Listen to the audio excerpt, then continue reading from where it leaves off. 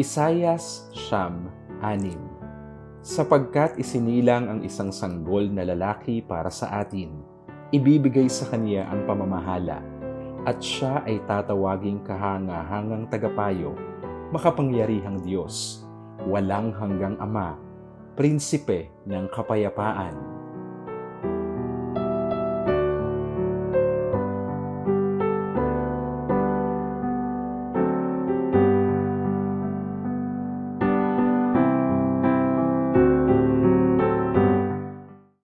Tayo po ay manalangin. Diyos sa mga makapangyarihan sa lahat, kami po ay nagpupuri at nagpapasalamat sa inyo. Ama, maraming salamat sa araw na ito, araw po ng kalalakihan para po sa amin simbang gabi. Dalangin namin ang inyong pangunguna, Lord, sa amin pong gawain. Dalangin namin mga tao na gagamitin nyo, Lord. I-bless nyo po ang bawat isa. Dalangin namin nawa ay maging kalugod-lugod sa inyong harapan ang bawat tao na may partisipasyon para po sa aming gawain na ito. Ama, maraming salamat sa inyo, sa biyaya ng kaligtasan, sa biyaya po ng pagkakaloob nyo sa aming pong Panginoong Jesucristo upang magkaroon po ng kaligtasan ng bawat isa. Ama, ang lahat po ng pasasalamat ay para sa inyo at ang aming pong pagpupuri at pagsamba ay itinataas po namin sa inyo. Maraming salamat, Ama. Ang lahat ng ito ay aming pong idinadalangin sa tanging pangalan lamang po ng aming Panginoong Jesus. Amen.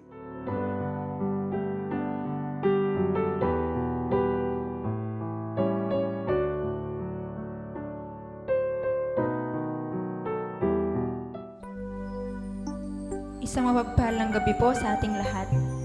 Tayo po ay sama-samang umawit magpuri sa ating Panginoon.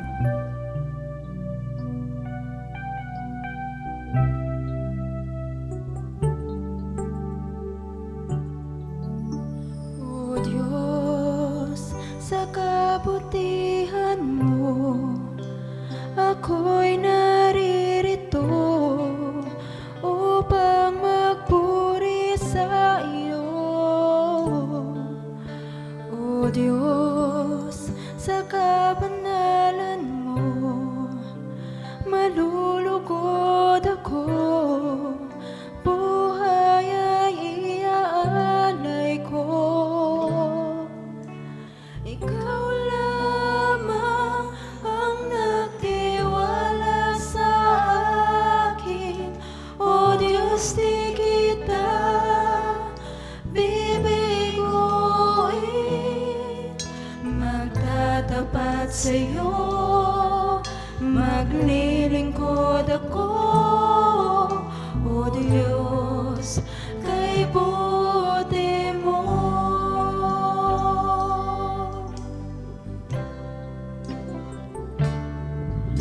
O Diyos, sa kabutihan mo, ako'y naririto upang magpuri sa iyo.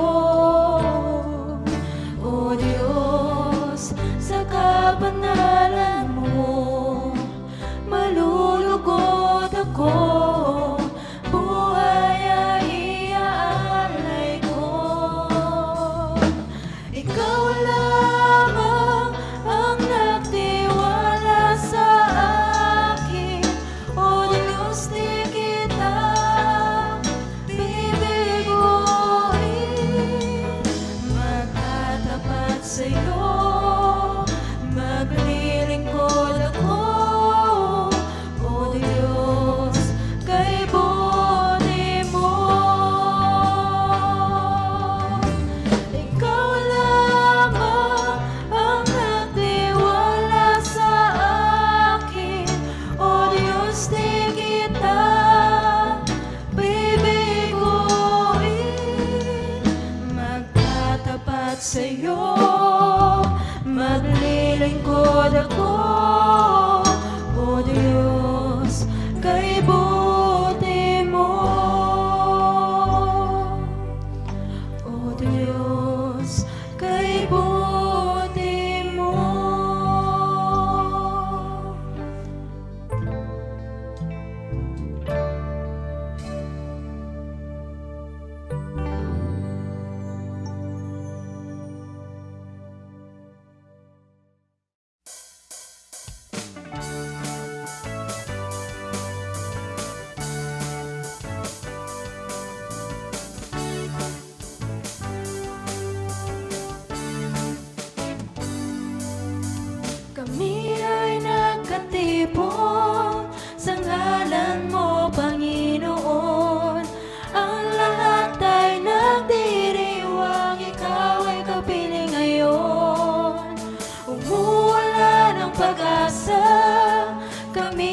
ay nagkakaisa. Naman ang aming katayuan, inibig mo ng lubusan. Sabay-sabay nagagala sa indak ng papuring ito. Sabay-sabay nagagala sa sayaw at papuri sa'yo. Kamangha-manghang pag-ibig, lampas langit sa aming tumubos. Di karapat-dapat pagpalain, ngunit biyaya mo'y binuhos. Kamangha-manghang pag-ibig, lampas langit, kami minahal mong lubos. Aming itatanghal ang pangalan mo, Jesus.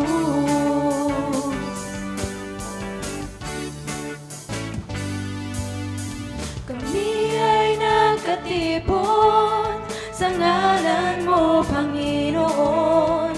Ang lahat ay nagdiriwang, ikaw ay kapiling ngayon.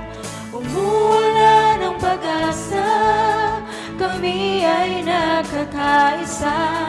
Ano man ang aming katayuan, inibig mo ng lubusan.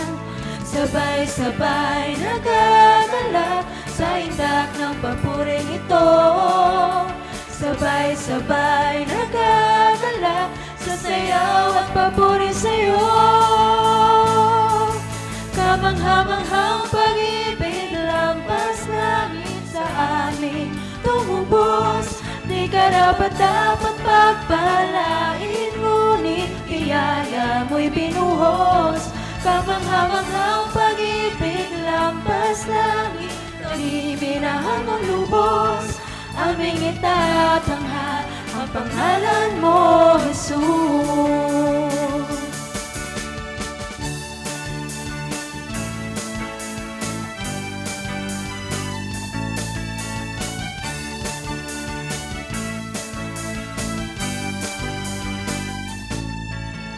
Sabay-sabay nagagala sa indak ng papuring ito. Sabay-sabay nagagala sa sayaw at papuri sa'yo.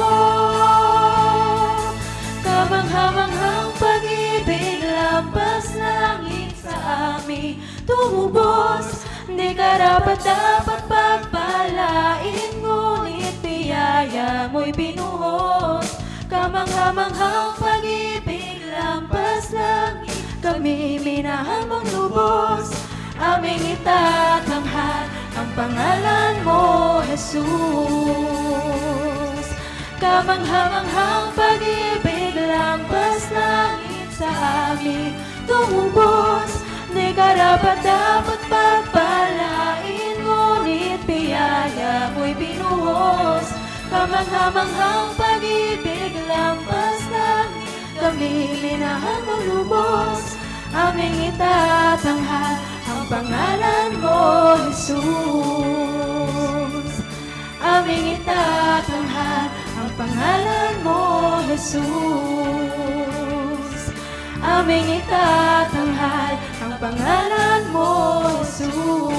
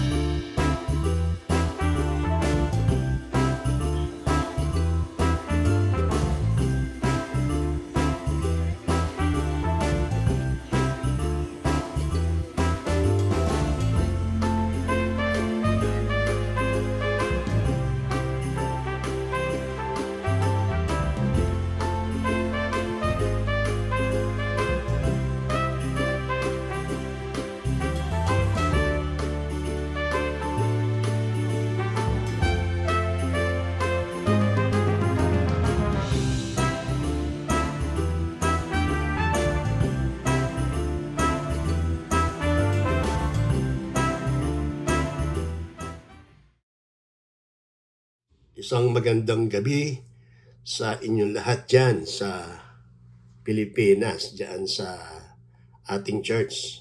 No? Hayaan ninyo na batiin ko po kayo ng isang masaganang Pasko.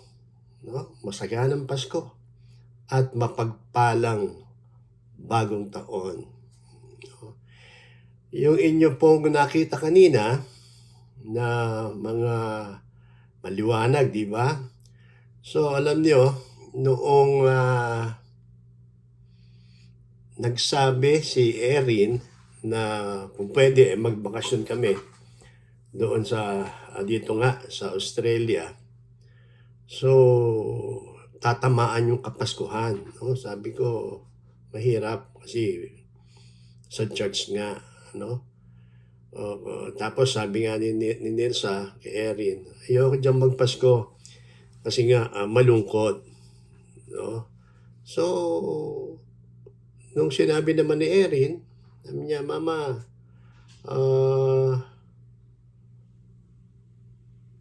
ang naisip ko lang, magsama-sama tayo sa Pasko dito sa Australia. No? Tsaka hindi magiging malungkot. Sabi niya, kasama mo naman kami. So, nung narinig ni Nilsa yun, hindi na siya nakatanggi. No? Kaya yun, bagamat ngayon lang ako makapagpapasko sa ibang lugar at dito nga sa Australia, so wala na akong nagawa kundi sige, umuon na lang ako. No? So, pag Pasko, ay karaniwan nga ay, di ba, inaabangan na natin yung mga pailaw di ba? So sabi ko, hindi ko makikita yung mga pailaw, yung mga parol, ano? So yung nakita nga natin video. So actually ngayon lang ako nakakita nung mga ilang araw, wala akong nakikitang ganung kaliwanag na lugar no? Pero nung gabing ngayon, nakita ko, bahayan siya bahayan ho yan no? At nakita niyo kung ilang bahay, hindi naman lumakpas ng 10 bahayan, pero sunod-sunod siya na may pailaw. Ano? Napakaganda kasi madilim sa lugar, ano?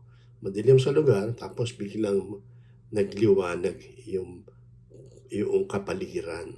No? So, kaya naisip ko tunay na ang Pasko, no?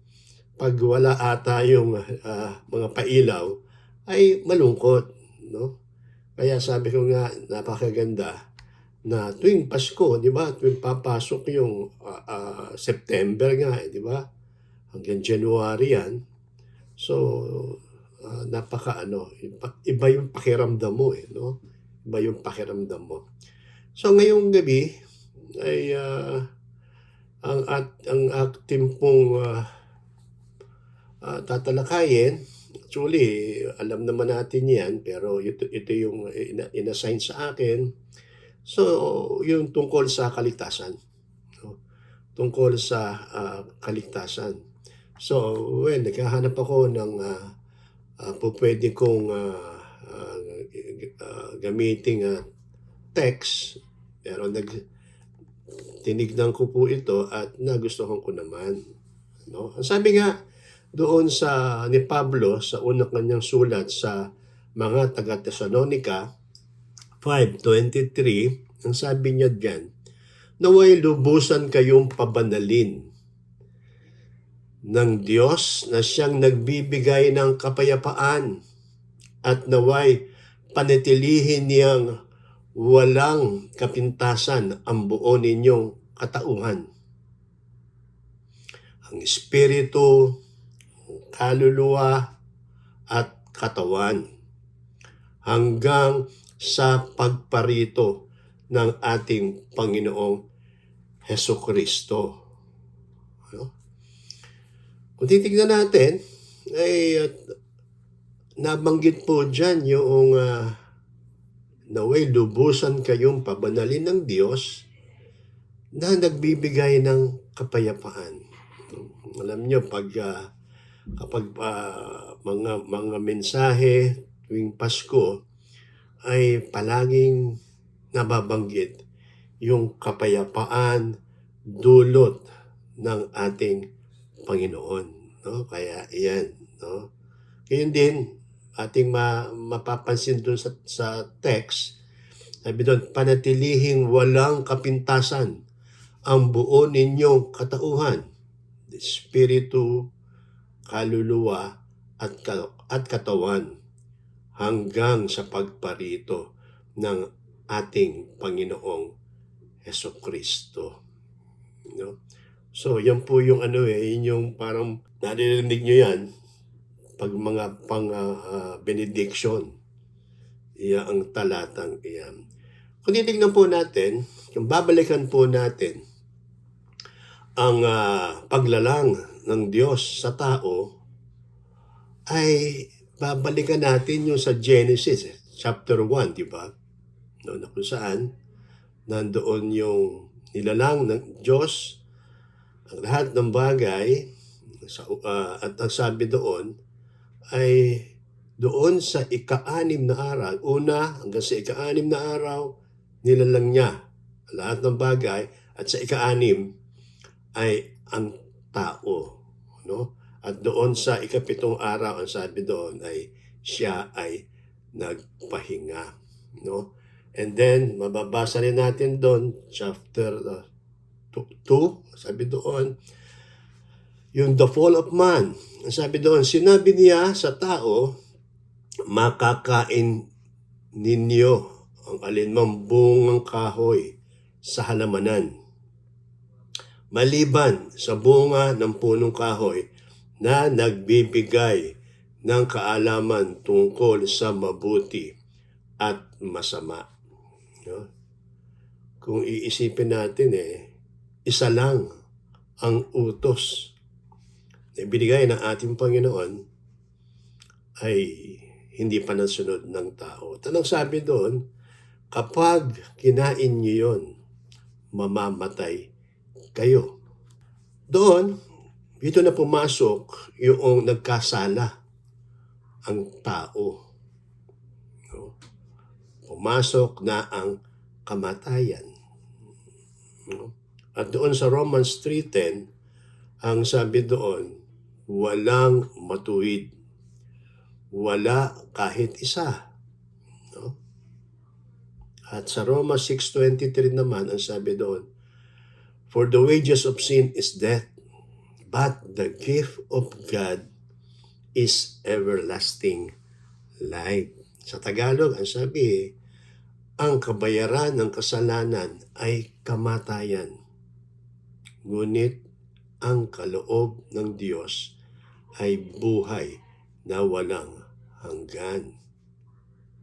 Ano ang ginawa ng Diyos na ito? Ang naisin niya ay ang lahat ng tao ay maligtas at maunawaan ang katotohanan. No? Doon sa John 14:6, di ba? Sabi doon, sabi ng ating Panginoon, I am the way, the truth, and the life. No? Ang Diyos na ito ay nagkatawang tao. Hinubad ang kanyang pagka-Diyos, namuhay na kasama ng mga tao. At ang sabi ay, ipinanganak sa sabsaban na ating inaalala ngayong Kapaskuhan. Ang pinakamahalagang handog ng Diyos sa katauhan na sukat ikaligtas ng bawat isang kikilala sa Kanya at mananalig. Kaya nga, ang sabi doon sa John 3:16, sa Juan 3:16, gayon na lamang ang pag-ibig ng Diyos sa sanlibutan. Kaya ibinigay niya ang kanyang bugtong na anak upang ang sumampalataya sa Kanya ay hindi mapahamak kung hindi magkaroon ng buhay na walang hanggan. No? Ito yung dakilang pinakita ng Panginoon ang kanyang dakilang pag-ibig. Nung ipinagkaloob niya ang kanyang sarili upang tubusin, bigyan ng kapatawaran ang ating mga kasalanan at magkaroon tayo ng buhay na walang hanggan. Ang sabi, ang tanong is, paano ba ipinadama ng ating Diyos ang kanyang dakilang pag-ibig?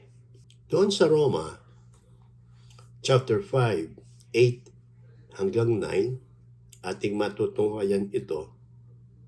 Sabi doon, ngunit ipinadama ng Diyos ang kanyang pag-ibig sa atin nang mamatay si Kristo para sa atin noong tayo'y makasalanan pa.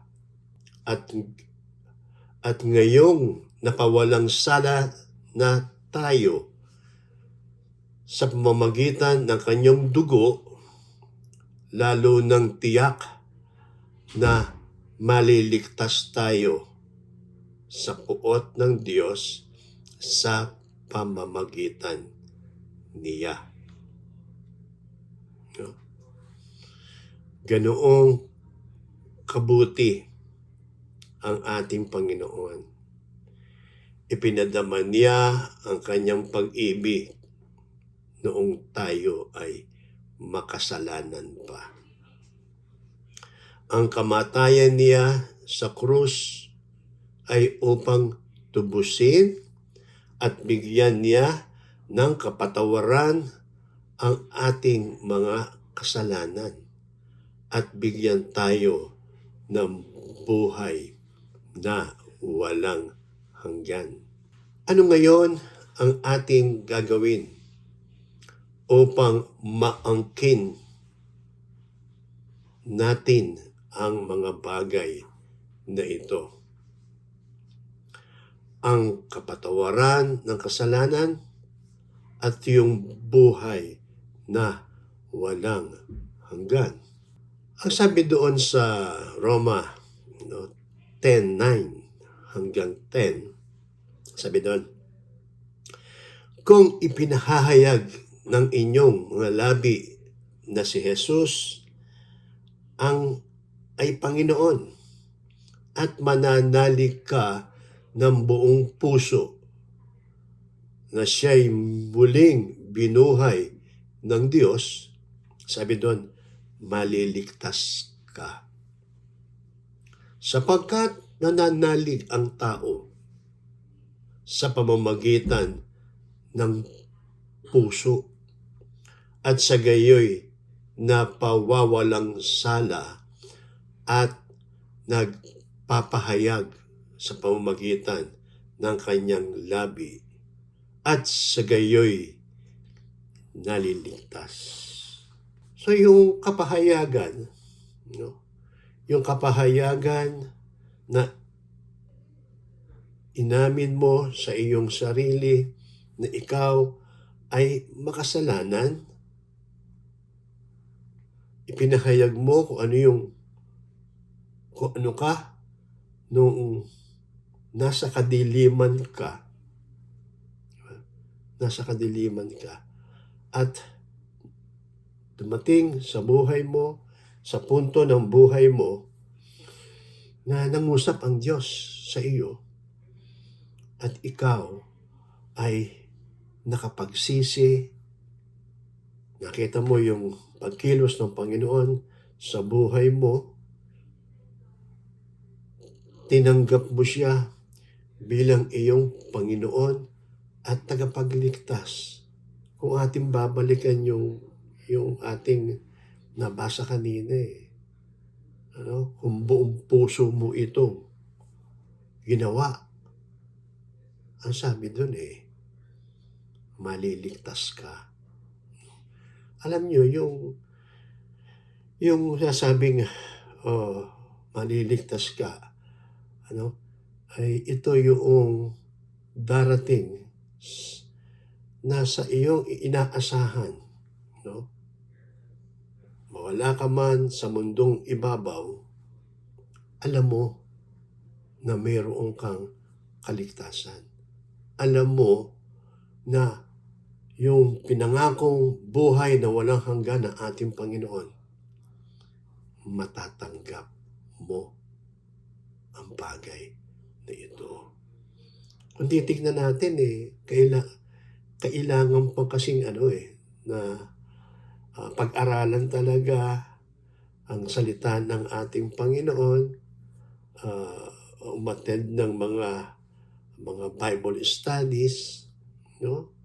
So, matutuwa tayo, ang ating iglesia ay nandoon yung patuloy na pag-aaral,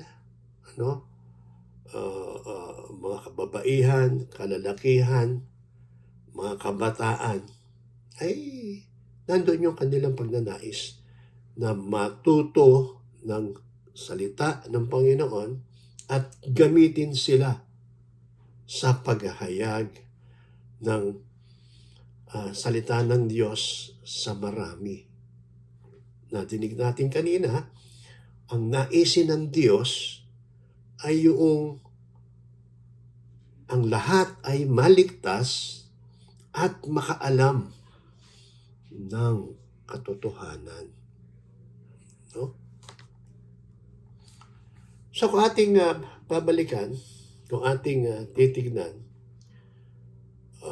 yung teksto, yung teksto natin ay parang hindi pa ugnayan ba ito ng sa panahong ito, no? Akma ba ito? Alam ninyo, yung taong nakakilala sa Panginoon, ay dapat inaalam niya kung ano yung dapat na maging siya. Di ba? Kaya, kung ating titignan, ang isang taong nasa biyaya ng ating Panginoon, nasumpungan niya o kumilos ang banal na Espiritu ng Panginoon sa kanyang buhay at nais niyang kumilala, nais niyang maranasan. Maaaring may mga tao siyang nakikita. For example, sa ating iglesia, may nakikita ang iba.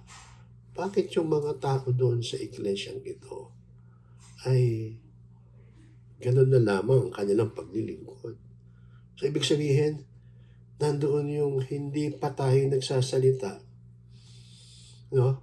ay parang umiilaw tayo sa sanlibutan ito. Kaya, ang mas maganda nga, di ba? Alam natin ang salita ng ating Panginoon. Alam natin yung ginawa ng Panginoon sa ating mga buhay. Ang sabi nga, ay ito ay ating ipahayag sa kanila. So, ito yung nakikita ko na kailangan na maisagawa natin. Kung tayo ay nag-iisip na papaano, well, kasama natin ng Diyos.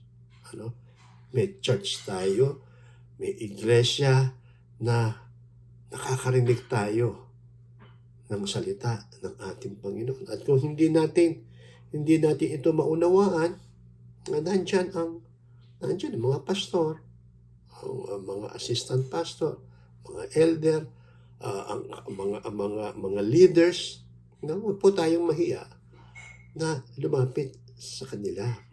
So, ang isang taong nakakilala sa Panginoon ay dapat po ay nanatili doon sa salitang kanyang tinanggap, nakilala, at kung ikaw ay patuloy na magbabasa ng iyong Bible, alam nyo, lalago ka.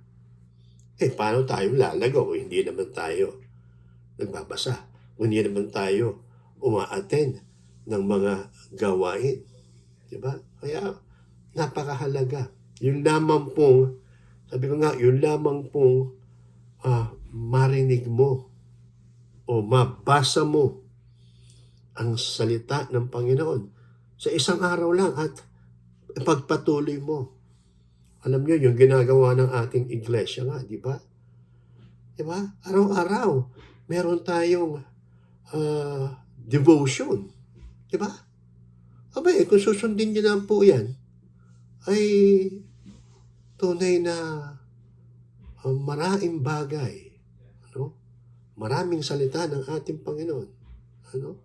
Alam niyo, ang mahalaga doon, pag nabasa ninyo, mas maganda, isinusulat ninyo. Sinusulat ninyo yung mahalagang laman noong devotion na iyon. Para sa darating na panahon, ito ay inyong magagamit. Kaya nga sabi ko ang isang tumanggap sa Panginoon, kumilala sa ating Panginoon. Sabi nga doon, diba? Doon sa 2 Corinthians 5:17. If you are in Christ, you are now a new creation. The old has gone, the new has come. Kaya kung isipin natin, kung iuugnay natin doon sa ating teksto, aking basahin. Sa aking teksto, ang sabi doon, naway lubusan kayong pabanalin ng Diyos na siyang nagbibigay ng kapayapaan at naway panatilihin niyang walang kapintasan ang buo ninyong katauhan, ang espiritu, kaluluwa at katawan hanggang sa pagparito ng ating Panginoong Hesukristo. Ating pong pag-aaralan, natanggap na po natin ang kaligtasan. At sa mga salita ng ating Panginoon na tumutukoy ay mapanghahawakan po natin ang bagay na iyan. Pero pansinin po ninyo, yung sa sinabi sa talatang ito. Sabi doon, naway lubusan kayong pabanalin ng Diyos. Ang dating po nito ay yung time na kayo ay nakakilala sa Diyos ay no turning back. Diba? No turning back. Hindi nyo nababalikan yung inyong lumang pagkatao, bagkus yung mamuhay na kung saan yung pabuti ng pabuti at yung sinasabi na kailangan yung panatilihin nyo, yung lubusan kayong pabanalin ng Diyos. Ito po yung gusto ng Panginoon na tayo'y natututo, tayo ay nare-realize natin, ito ay hindi ko dapat gawin. Yung mga bagay na naisin ng Diyos na dapat kong gawin, ay ito yung aking gagawin. Muli, isang magandang gabi sa inyo at ilang araw na lamang po ay Pasko na. So, in short, ay hindi nyo ko makakasama sa Paskong ito at hanggang sa katapusan ng buong ito ay narito pa rin kami. So, pero malapit na rin po ito by January 18, 2024 ay kami po ay makakauwi na. So muli, isang magandang gabi sa inyong lahat. Ang biyaya naman ng ating Panginoon ang patuloy nating maranasan na kung saan ang kapayapaang dulot ng Kapaskuhan ang patuloy nating maranasan sa buhay nito. Maraming salamat po.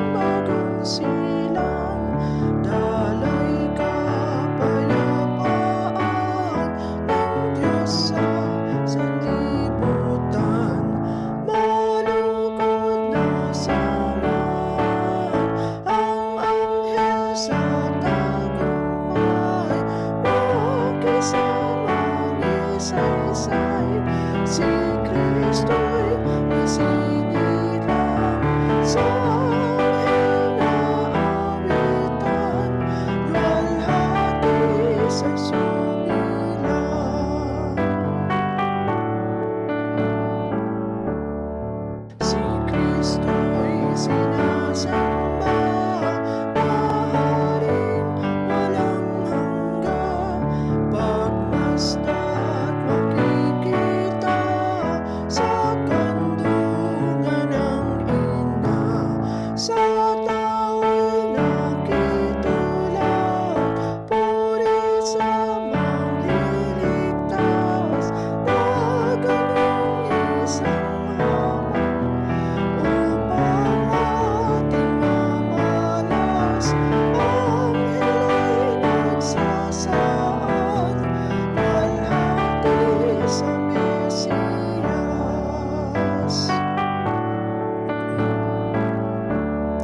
Diyos ng kapayapaan, aral ng katarungan, lalay, ilaw at buhay, may panglunas na taglay. Payapang nahihimlay, taong di mamamatay, sa mundo'y isinilang, nang tayo'y bigyang buhay. Aking mananawitan, luwalhati sa sumilang.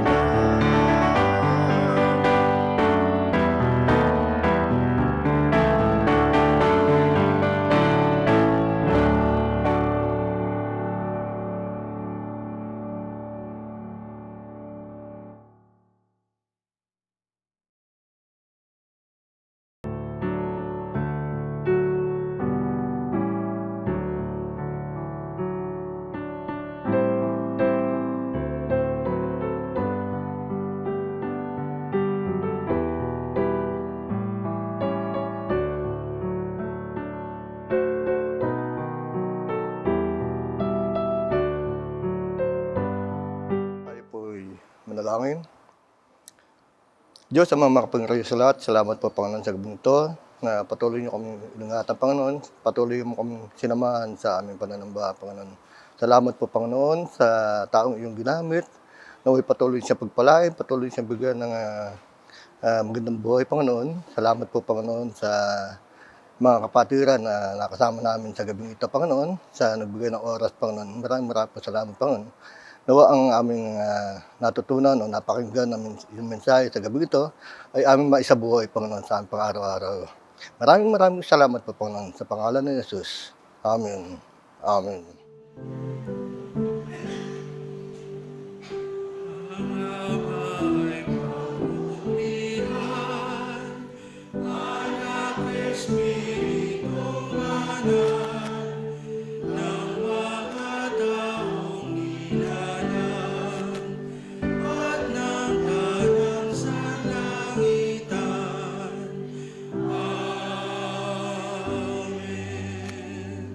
At ngayon, mula doon sa kalulatian ng Diyos Amang makapangyarihan sa lahat, sa trono ng kanyang awa, might and power, tanggapin natin ng hindi naglilikat na pagkapala ng Diyos Ama, pag-ibig at pagliligtas ng ating Panginoong Kristo, pakikipisan ng Diwang Banal, ang siyang sumaatin sa ating paghiwalay hanggang sa muli nating pagkikita.